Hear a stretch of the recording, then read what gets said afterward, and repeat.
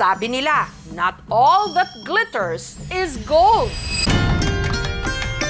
Pero sa mga pamilihan dito sa Dubai, lahat ng kumikinang totoong ginto. Katunayan, sa pinakamalaking bilihan ng ginto rito, ang Gold Souk, hindi lang mga alahas ang ginintuan. Only in Dubai, the biggest and the heaviest gold ring in the whole world.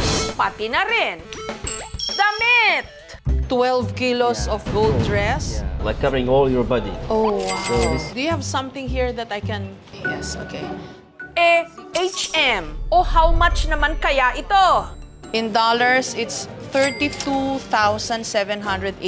So tingnan natin how much in pesos. Katumbas na ng isang house and lot.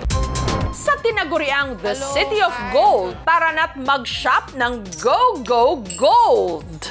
Narito tayo sa kanilang Gold Souk kasi marami ritong mabibiling mga gold jewelry. Tip, pwede po ritong makipagtawaran.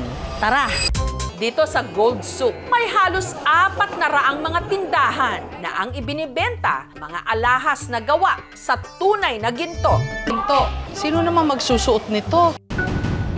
Magkano kaya? Gaano kaya kabigat yan? Thank you for watching, mga kapuso! Kung nagustuhan niyo po ang videong ito, subscribe na sa GMA Public Affairs YouTube channel.